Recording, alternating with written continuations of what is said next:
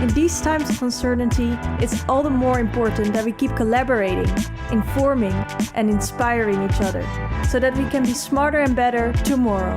Welcome to the Pakhuis de Zwijger Livecast.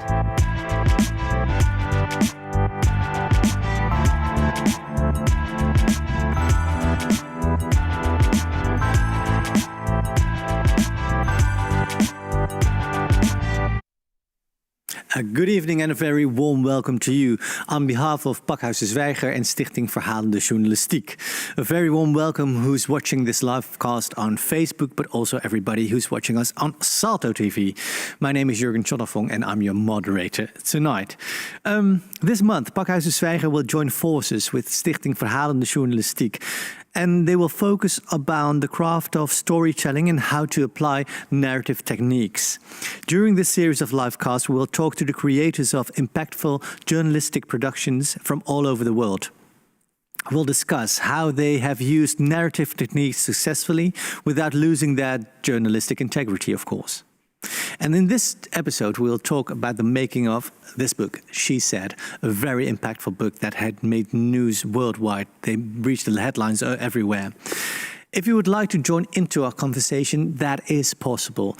Go to the program page on dezwijger.nl, and if you log in there through Zoom, you can make use of the Q&A function. And there you can direct your questions to the guests that we have here in our studio and joining us here through Zoom. Make sure that you mention who your question is directed to so I can make sure that the right person gets the right question. Now, for our main guest, we're very happy that she's joining us, Rebecca Corbett, because people who would say that two women had broken the Weinstein story. But it had really been three. That's what Jodi Kantor and Twohey wrote in She Said, the book on their award-winning investigation. The third woman, of course, is Rebecca Corbett, who leads the investigations department at the New York Times. As an editor, Corbett supervised every step of the process. She paired up Kantor and Twohey, and she encouraged them to keep their eyes on the bigger story. A very warm welcome to you, Rebecca Corbett. Are you there? I am. Thank you very much. I'm very happy to be speaking tonight.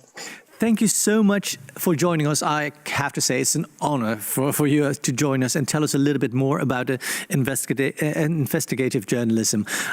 We'll return to you in a bit, but first I would like to introduce our second guest. And she has been the chief editor at the Groene Amsterdammer since 2008. It's, of course, Xandra Schutte. She has written extensively about literature, about art, about feminism, and she has published several essays on sociological issues. And in 2016, she won the Gouden Ganzenveer, which is a Dutch literature prize for her contribution to the written and printed word in Dutch. A very warm welcome to you. Thank you. Thank you for joining us. Did you read the book? Yeah, I read the book in 2019, and actually it was one of my favorite books in our end of the year special in 2019, because I think it's also an excellent journalistic book, because when reading it, also for non-professionals, you really get an impression how hard work it is to get such scoops. Right. We'll get more in depth about the making of, but first I would like to show you a clip about the impact of She Said.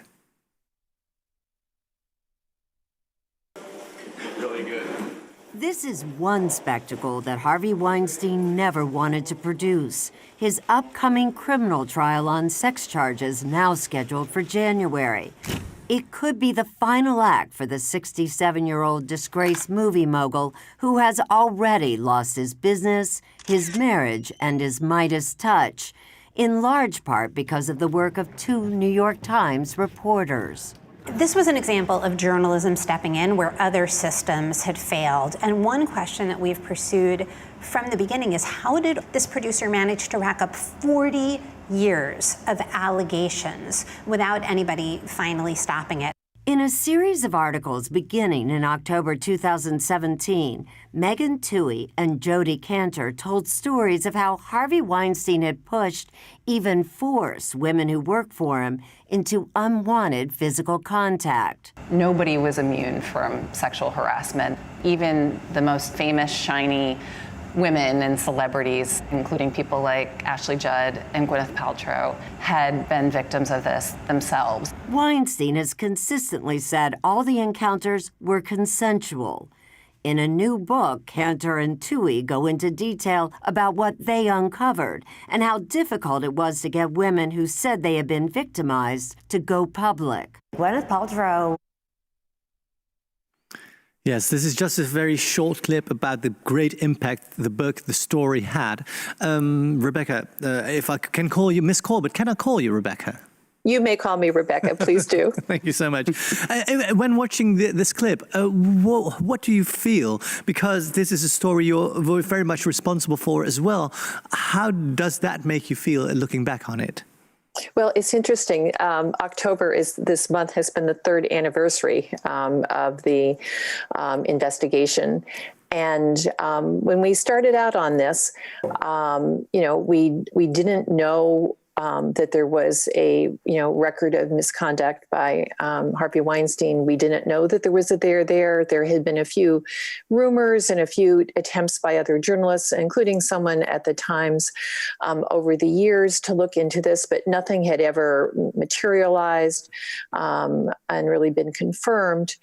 And none of us involved in this at the paper anticipated the sort of worldwide reckoning over workplace sexual harassment and sexual abuses that it helped prompt. So it's still, even in retrospect, it seems pretty amazing that what began as a question that grew out of some of other work we had been doing about sexual harassment, really exploded in the way that it has, and has had some real impact. Right. You brought Jodi Kantor and Megan Twohey together. When did you have a hunch that this really is a story that could make news? Maybe not worldwide like it has, but is it an instinct that you have to trust, or does it work in another way? Well, it was a couple of things. One, that what we often do with stories, we get tips through our tip line, we hear things, but, we began the Weinstein story after a discussion at the paper. The Times broke a story about Bill O'Reilly, this conservative talk show host, who it turned out had paid settlements over the years to hush up women who claimed that he had sexually harassed them. And so we were engaged in a conversation about, well, is this a much more widespread problem? Are there other men in other industries we should look at? So we began asking some questions, and we had one reporter looking into things in Silicon Valley. Other people were looking at low-wage workers. But Jodi had raised the question of Weinstein and the entertainment industry. And what we often do is ask someone, a reporter, to do exploratory reporting. Go see, what you can find out, and then we'll reassess in just a couple weeks. And even though in those first few weeks, no one told her anything that was in any way publishable, she got enough hints that there might well be something there. And so she continued for a couple of months, and, piece by piece began getting at least knowing who she should talk to, and getting hints that, there might be, a rather significant group of women that might know something about this, and some names surfaced.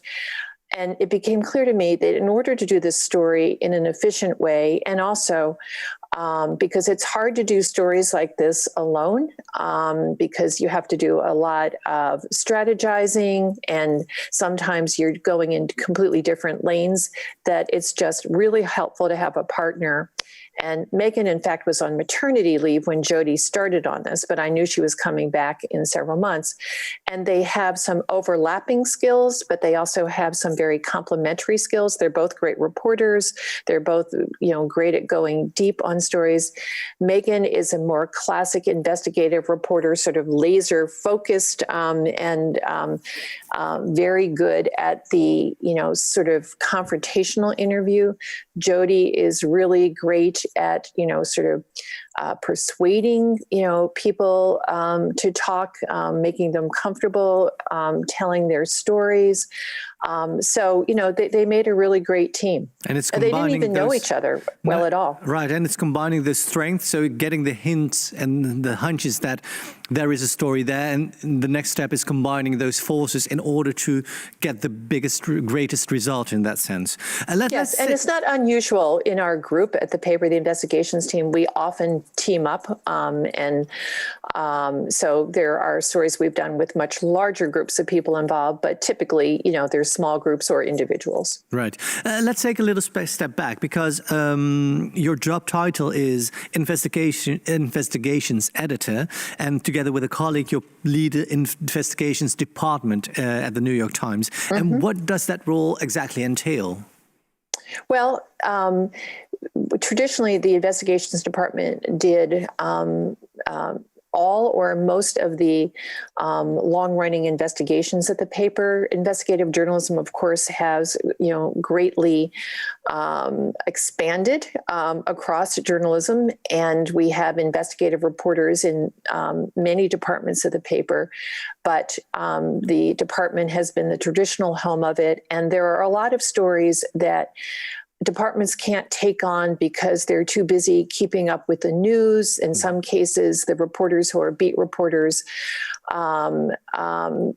don't have the time or don't always want to be involved in investigative stories. They can take a very long time, and they do not always pay off. Sometimes you spend a lot of time and effort on a story and you hit a wall, or you realize that, the premise is wrong, whatever.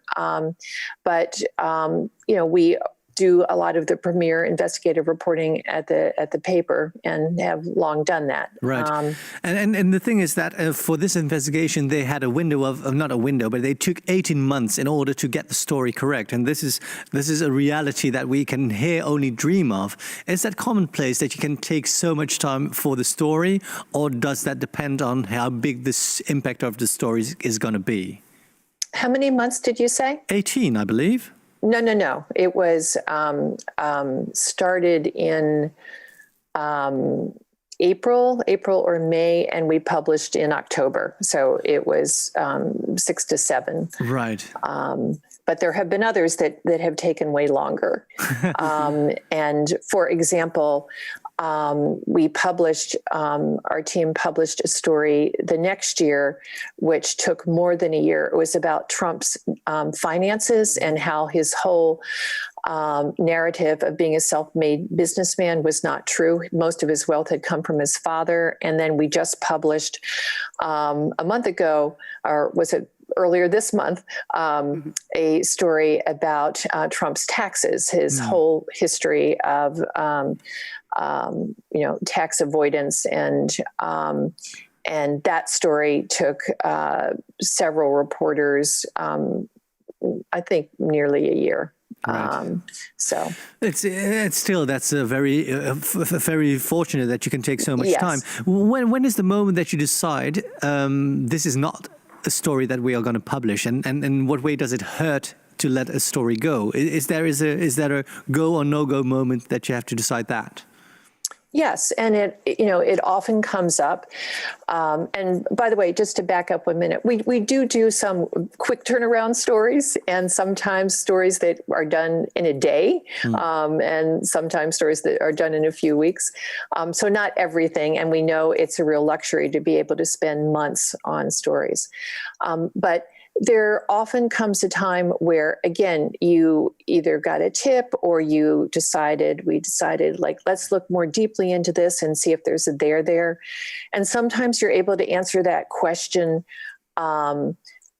pretty quickly after a week or two of reporting. Sometimes there's enough that seems promising that you keep at it, and the potential importance of the story compels us to continue. And sometimes you think you're there, and then when you look at all the evidence that's compiled and you can't, make a persuasive case, those are moments where we have to say, okay, we're not going to do this story. We can't do it unless there's more information. But at this point, we don't think, further reporting is necessary. Sometimes there are stories where you're not at the quite right moment to do them. And then we go back, some months or even a couple years later, and the situation has changed, and that early reporting helps lead us to a really great story. But it must but hurt it's if painful. you have It's to let painful to something- say, Yeah, it's painful. yes. And what's your role exactly during that process? Because you described yourself, or somebody said, Rebecca functions as a supporter, a strategist, a skeptic, and a safety net at the same time. Well, I think it's the way that most editors function, but it's a little more probably intense with investigative reporting because partly reporters can't share a lot of the information with other people and even their fellow journalists because some of the information is so sensitive. Sometimes it's that you're sort of grappling with complicated material and complicated questions of how can we report this, because often you're dealing with sources that you have to protect, and you can't just go ask everybody, that would know about the subject about it because of the risk of exposing sources. Often it involves documents that can be pretty, dense and complicated, and you really have to be able to discern the patterns of it. So it's a lot of questioning. It's a lot of, okay, explain this to me. I mean, I just got off a call before this program started where it's a story that a couple reporters have been involved in for about a month, a little more.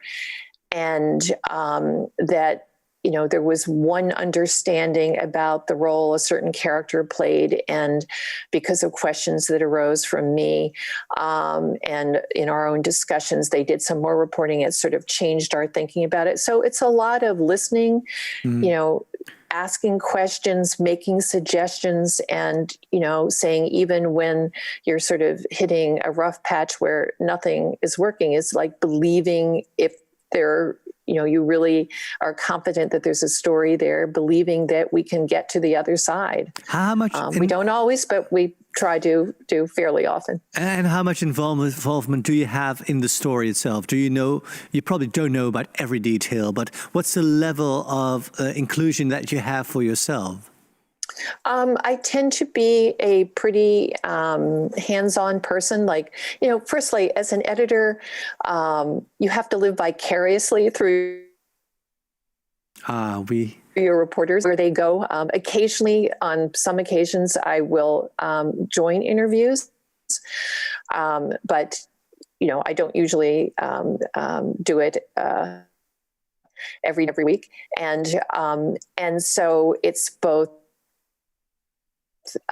interesting to me to figure out, what information they have and to understand what they're uncovering. But it's also satisfying to help shape these stories and help push them along. Right. Thank you so much for now. I would like to mirror our Dutch situation, how things work here. And Xandra, you obviously are very hands-on as well when creating the Groene.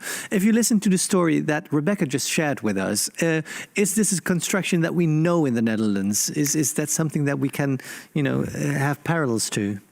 Well, I don't know exactly how it works at newspapers. Of course, our magazine is the other way of the spectrum. If you compare it with the New York Times, we have 10. We were working with an editing board of 10 staff writers and 2 or 3 junior reporters. So that's very small. We work a lot with freelance journalists, freelance reporters, and of course we let them come to our offices. We talk a lot, but they are more on a distance, and very often it's for them to take the risk to make the decision go or no go, because when you don't know how much time making an investigative story will cost, very often we need extra funding. So that's one of my tasks as well, helping with thinking where you can get extra funding, writing letters to get it. And well, what Rebecca is describing, it's part of my work, but I'm doing a lot more. Well, I think Are most you of as involved in the story as Rebecca is? Not in so many details, and it depends. In our investigated stories, we also work with duos or three journalists working together, because then they help each other, and it's also to prevent tunnel vision. Yeah. But most of the time, I'm working with young reporters who have to learn the branch. And well, I always joke that the Groene Amsterdammer, our magazine, is Ajax, the soccer club in Dutch journalism, because a lot of reporters start young at our magazine, and they learn very well to write stories, to do investigative journalism. And then one of the big newspapers come and they're buying them away. They steal you. You train them and other people steal them away. But that's the difficulty, that we don't often have too much time to work together with very experienced reporters. Yeah. And of course, it depends on the story. When it's very vulnerable, I will be more involved, but I'm especially involved at the beginning of a story. When you're talking about what's the hypothesis, how will you do the investigation, and then, well, only in between when there are real problems and when there are editors at our magazine, they come popping in my room and they will tell about special meetings, and well, else it's more at the end of the story. Yeah, so your involvement difference with the different stories, Rebecca. If I can go back to you, you explained that you're very hands-on and you're very involved in a story. When building the narrative, are you involved in building the narrative as well? Well, we're involved in that. We always have discussions about how we're going to tell this story, how we were going to write this story, and we often ask reporters to write outlines that we then discussed. I was just doing that again in this call before this program. We often talk about, like, let's talk about the top of the story, and what is your idea for this, and what are the the nut graphs, what are the conclusions that we have to present early on in the story. So yes, I mean, discussing how the story is told is a huge part of what we do, as editors. And, some stories, it's hard to do. Some investigative stories have to be written in a very hard news sort of way. You can't tell this sort of beautiful narrative where you have a main character and whatever. But we try to make stories as engaging and as powerful as possible. And even when a story is not a narrative all to itself, there are bits of narratives in stories that can really help make them more accessible and powerful to readers. Right, and what was very it had a risk. The story had a risk as well, because you of course didn't know how it would play out. So the sources that you used and the women that shared their stories were very vulnerable. And was there a fear of victim blaming, that Weinstein's power didn't didn't disappear, but he would exercise his power, and the women would be even more the victim than before the story? Was that involved in your decision making or in the way you told the story? Yes, that obviously, when you're dealing with sensitive material like claims of sexual harassment or sexual misconduct and other sexual abuses, you're dealing with obviously very intimate material, often that women had never shared with anyone else. And that what we were trying to establish, because there has been coverage of sexual harassment and misconduct by journalists for years, but it was often about one case, one man, and that without evidence from the scene, often it was unreported, most typically unreported.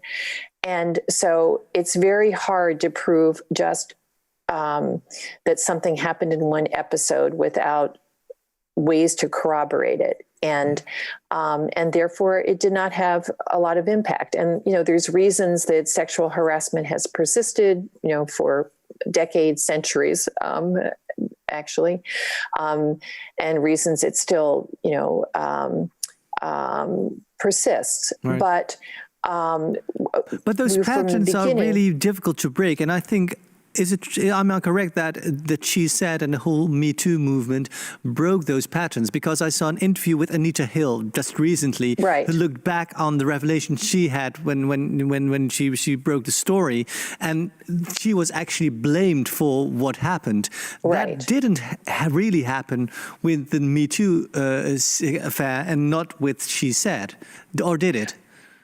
Well, I think for the most part that it helped get over a barrier, and the idea that it helped because we felt that we could really only build a case with on-record accounts, and it couldn't be anonymous accusers, that it required us to show that there was a pattern of behavior, so it didn't just come down to one woman's word.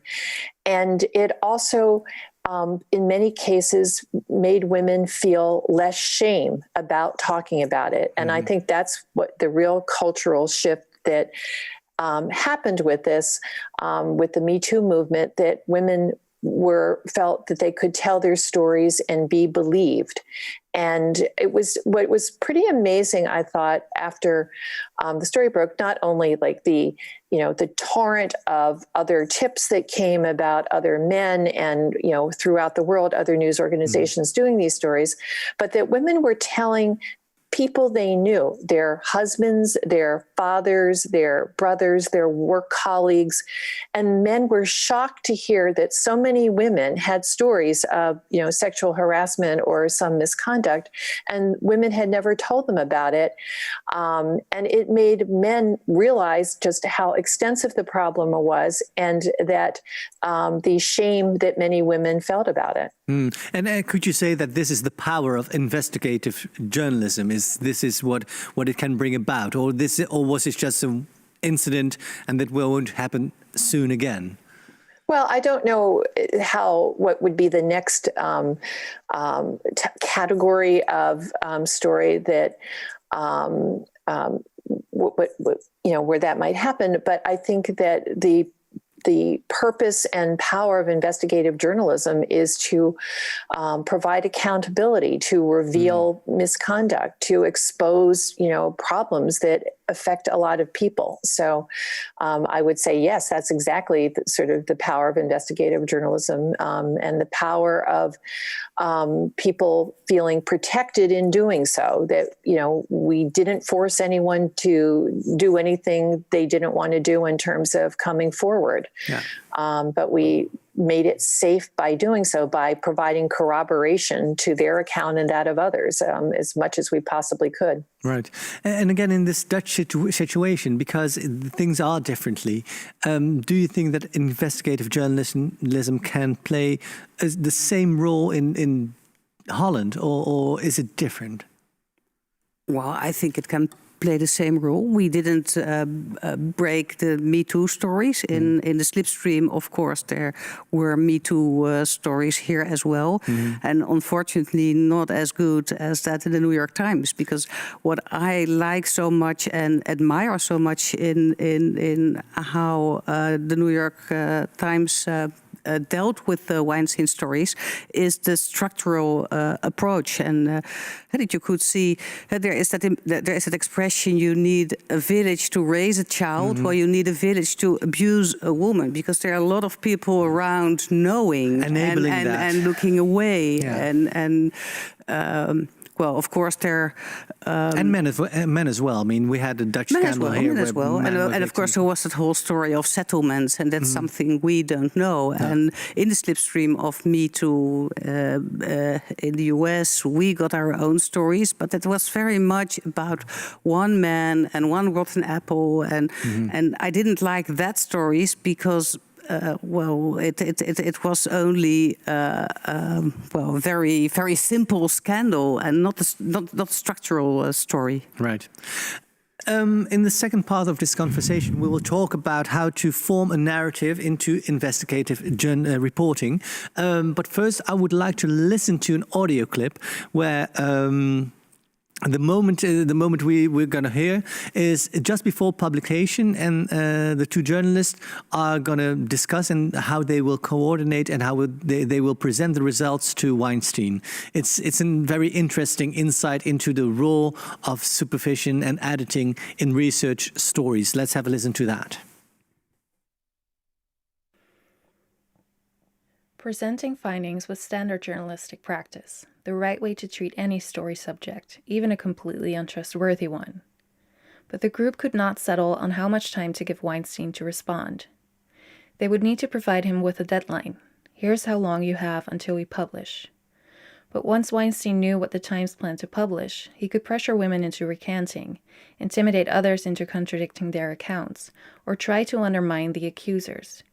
He could leak information to another outlet to blunt the story's impact, or preempt publication by rushing out some sort of statement of contrition. The journalists had to protect the victims and the article. 6 people, all with some form of authority and some final responsibility for guiding the Weinstein story safely into the paper, sat in Becquet's office. Becquet was the boss, the journalist charged with supervising the entire encyclopedic newspaper every day. The ultimate calls were always his. But Corbett had guided the project from the beginning, and Becquet relied on her in part because her instincts were a little different. They were in running conversation with Matt Purdy, who amid the tumult of supervising many stories across the newsroom, was still keeping close watch on the investigation. But Jodi and Megan as reporters had their own form of authority and responsibility. They had gathered the information. They had the relationships with the sources. They were writing the story. Their bylines would appear at the top, and they would take a great deal of the blame or credit for whatever happened. The 6th figure in the room was David McCraw, the Times attorney. He was there to keep the paper out of legal trouble, so no one present wanted to reject his advice. Corbett felt they needed to give Weinstein 48 hours, as much for the journalist's sake as his.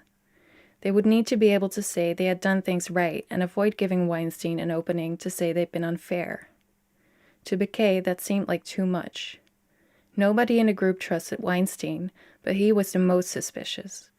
His instincts told him that Weinstein was just going to run out the clock. Besides, the team figured that however long they gave Weinstein, he would take more time. This was a negotiation, and the journalists had to start on the short side. Very interesting. We just heard in the clip that your instinct, Rebecca, was a little bit different. What do they mean by that? Well, so there was this question of how much time. And so in this meeting with the reporters, Dean, Matt, me, and David McCraw, our fantastic lawyer, we talked about various possibilities. And there were 2 things. Sometimes when we are compelled to go to anyone we write about and present our findings and give them a chance to respond. And sometimes that can change what you think you know, and it requires more reporting. Sometimes it means you have to adjust some things in a draft of a story, and that you also, with a story subject where you don't know what they might do, or they could somehow release something publicly. That's often when you're dealing with stories about the government or government officials. And we know that Weinstein had a history of going to other news outlets to get favorable attention. So anyway, I also knew that the story wasn't completely ready, that there were still tweaks that we had to do.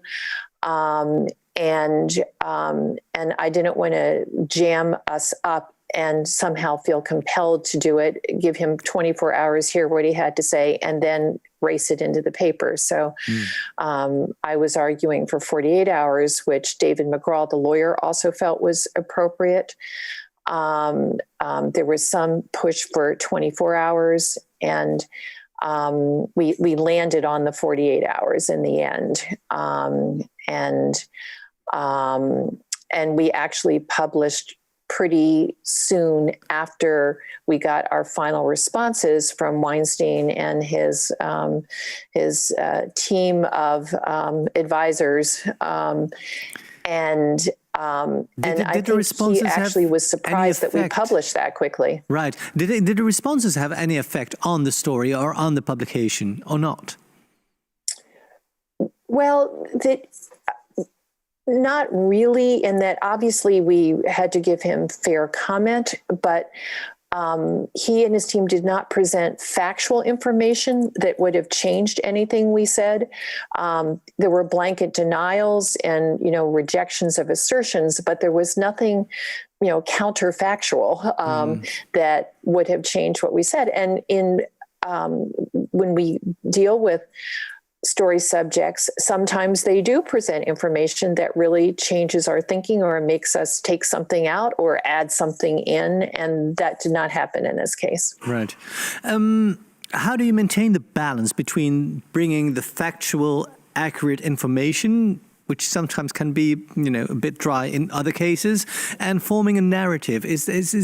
People struggle, or journalists seem to struggle sometimes with that balance. Is there a golden rule that applies to that problem? Well, I think that you're trying, for the most part, to tell a story. And that a great example of really complicated material was the story that other members of our team did a couple years ago about, I referenced it earlier, about Donald Trump's narrative. And that involved it was all built on, incredible diligence by our reporters of acquiring and then studying all these incredible financial documents and doing all sorts of really complicated reporting. It was like a model of forensic financial reporting. But they told the story as a tale. It wasn't built on this document, that document. The documents buttressed the story, but it was the story. Here's a guy who's told, bragged that he's a billionaire because he was a successful businessman, all self-made. And the story was completely the opposite. And it was built on what he said, what he did, how he, acquired his money. It was a tale. It was incredibly engaging. It was a 14,000 word story. And you read it from beginning to end. With this story, with the Weinstein story, this wasn't complicated material. I mean, sexual harassment or sexual abuse is not a dry subject. But again, we told it ended up having, an anecdotal lead about these serial incidents at one hotel where Weinstein often worked from. And the story was a mosaic of different sorts of information. Some of it was from documents that we'd seen or had access to, settlements, memos. Some of it was on-record interviews. Some of it was, what other people said about him, who had worked with him. So it wasn't like a perfect narrative of where it's, all based on one character. We had to deal with many different voices, but it was very readable because of the way it was presented. There were bits of narrative in there. There were these, episodes that these women described, and often we didn't get into a whole lot of detail about it because some of the women who had agreed to speak did not want all the details revealed. but together it all added up to this very compelling story. Right. And you talked about different voices, but you also mentioned already a character. It wasn't about this one character. But if you talk about investigative journalism about Trump, or if you talk about Harvey Weinstein, right, what character do you build of those people?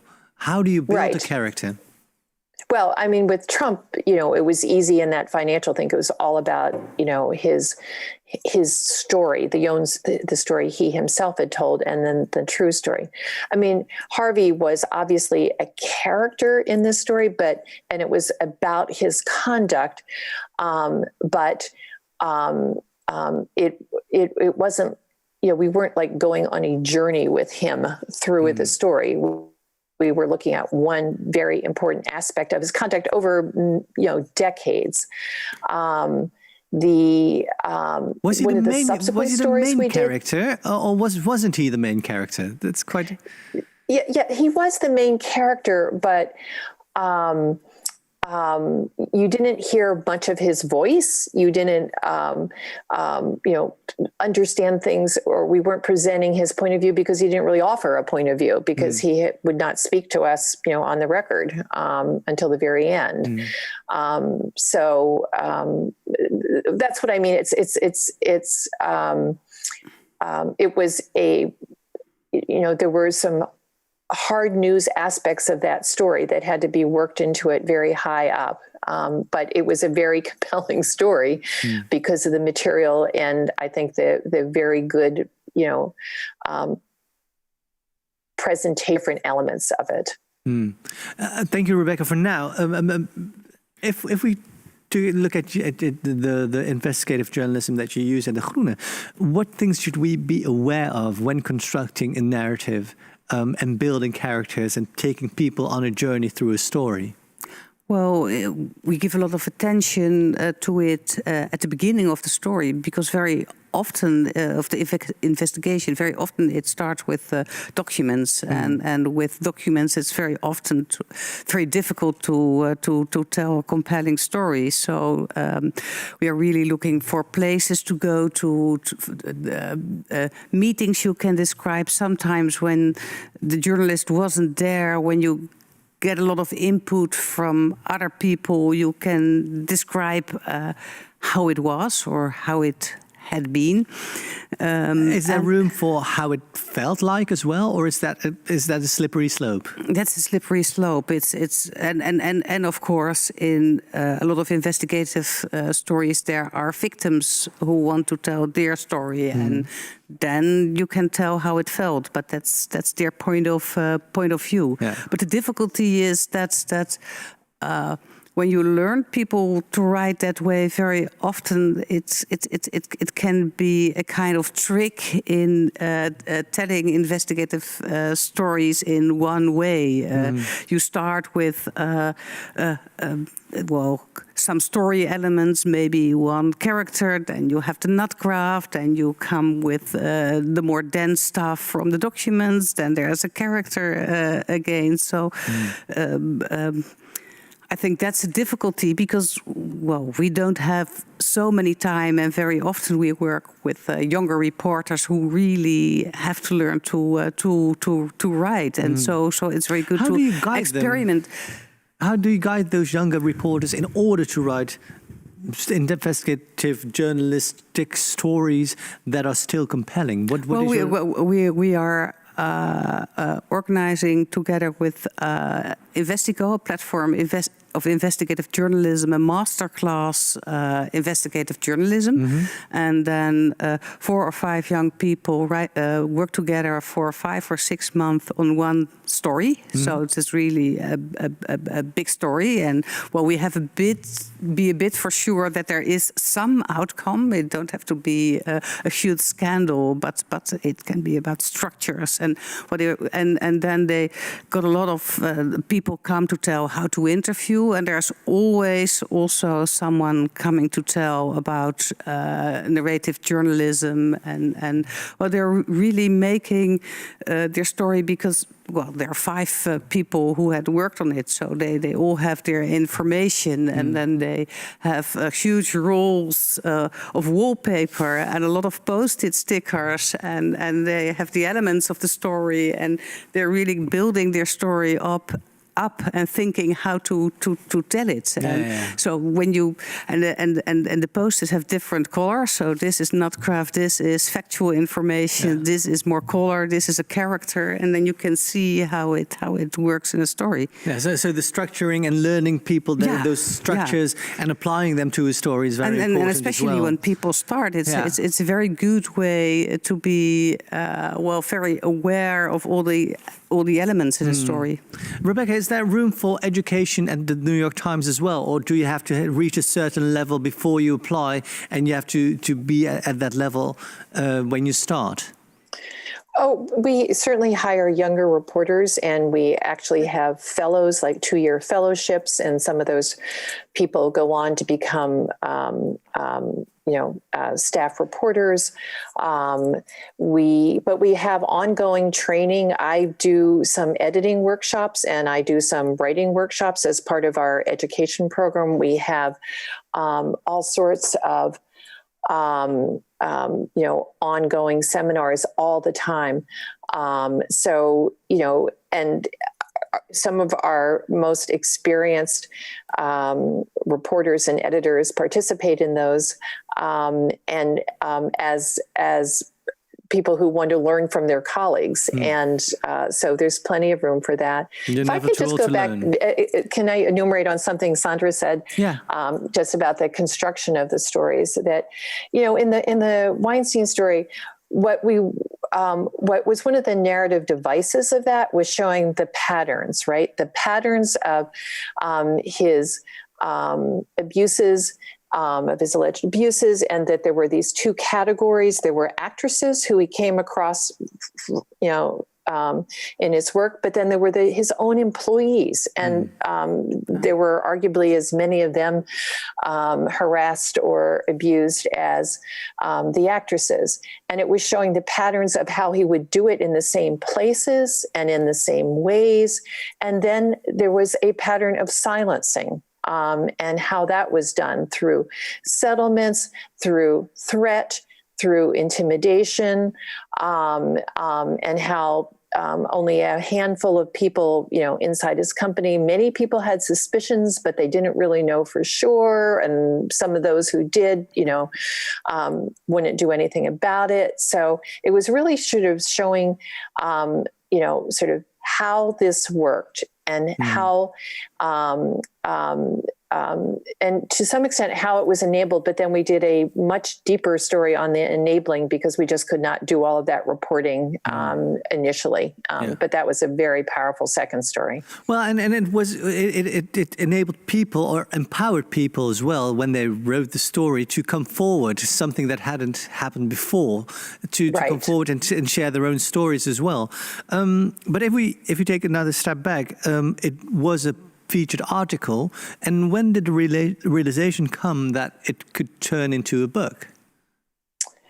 Well, I think that Jodi and Megan, after the story broke, and for a while things were really crazy because there was more Weinstein coverage we wanted to do, and particularly that enabler story. But there were, a number of stories we did after the first story. We were getting tips all over the paper and through our tip line, but I think they heard, fairly early on from agents, and Jodi had written a book before, Megan had not. And I can't remember the exact timing, but and the idea of the book was to sort of write the backstory and sort of how you do investigative journalism. And it's turned out to be of great interest to, what we call civilians, non-journalists. But even in our newsroom, many people who read it said, and who don't do investigative journalism themselves said, wow, I learned so much from reading that. I didn't know that, you did this or that you did that. So it was. Yeah. Were you involved in the development of the book as well? I was sort of called in to be a reader of it as it was going along. And then I was asked to take more of a role in just engaging with them about some of the questions about, what's the best way of presenting this information? What do you think about this chapter? Whatever. So I was sort of an outside editor. They had an actual inside editor at their publishing house, but I provided a perspective both of knowing the material really well, but also because the New York Times was a character in it, sort of seeing it from the New York Times perspective as well. May I say something? Of course.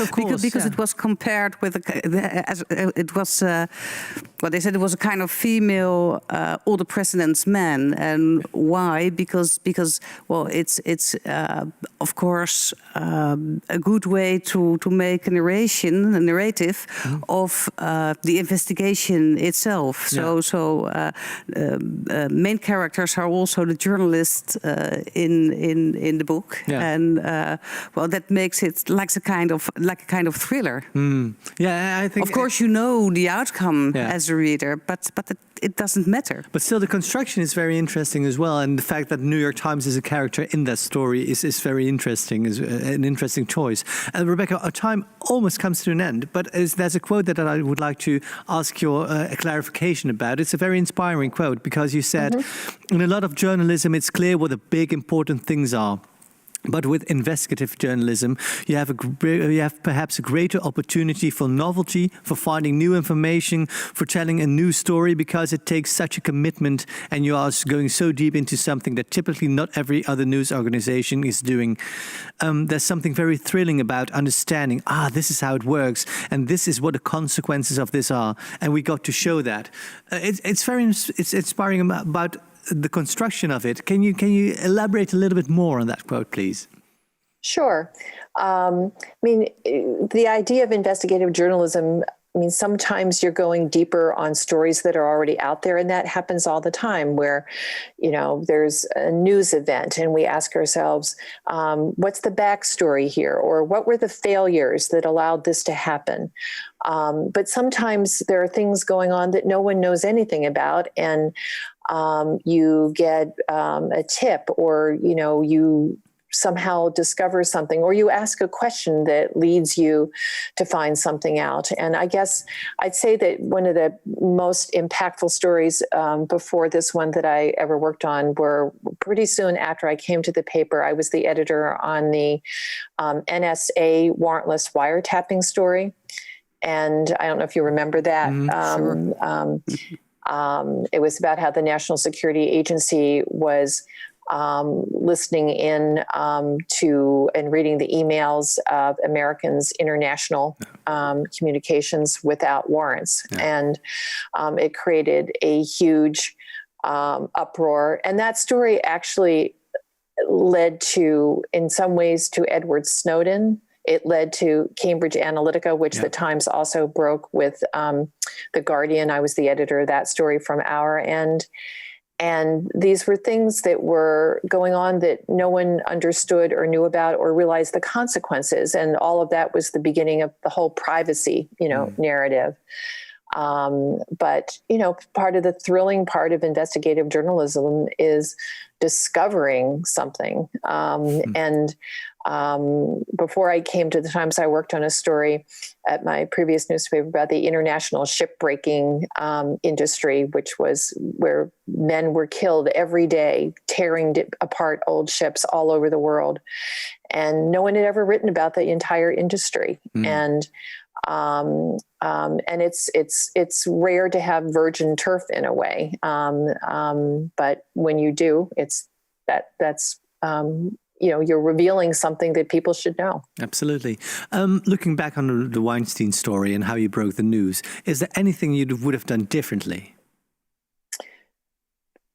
Not really. I mean, the one factor that you didn't mention in terms of the timing, and sometimes there are real world factors, including competition. And we knew that the New Yorker, we knew toward the end, we'd heard about Ronan Pharaoh early on, but then it wasn't clear what was going on with NBC, and that we never publish stories before they're ready, but when they are ready, we want to publish them. And we had a fantasy, I'd say early on, that what became that second enabler story, that we could have done the whole Weinstein story as one piece and sort of talked about the complicity of Hollywood, all in one story, but just chasing the story of the abuse and harassment and getting women to tell those stories, to corroborate them, to do all the reporting. It was not possible to do in one story that we could publish in a timely way. So it was broken up into several stories. But, that was a real world, situation, and that was fine. Yeah. And was there a competition with Ronan Pharaoh in order to break the story first or to have more details, or wasn't that the case at all? I didn't quite get your question. Was there a sense of competition with the Ronan Pharaoh story, or wasn't that the case at all? Well, there was competition. I mean, we, on many stories, there's competition. And we had heard early on that he had been doing something, but then it seemed that nothing was happening at NBC, which was correct. And he only, went to the New Yorker a little over a month before his story was published. We had, we had spent 5 months, 6 months working on the story. We had a lot of great material. And in a way, we published, I think, 5 days before the New Yorker story published. And in a way, the stories were very complementary. They sort of reinforced each other. He had some different things than we had. We had different things than he had. We had some overlapping material. But I think that the net effect of it was that it really gave momentum to, the whole Me Too accountability issues. It really took the joint forces almost, and that gave the story a lot of strength. Our time is almost up, but is there advice you would give people, journalists, that would like to get into investigative journalism? Is there something that you would give them as an advice? Sure. I mean, the instinct to know more, to understand more, to dig more is what you need to have. And it requires real tenacity and to some extent grit, but it's also really important to have a newsroom that backs you up. And, I have the great fortune of working at a place that is determined to publish important stories no matter what.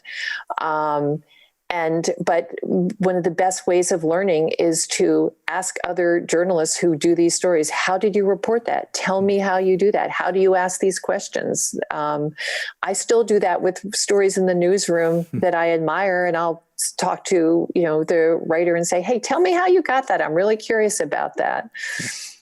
And finally, to close everything off, what's the next story that you're going to break? Can we have a scoop, please? I can't tell you that. Oh, Rebecca, please. I thought we were friends.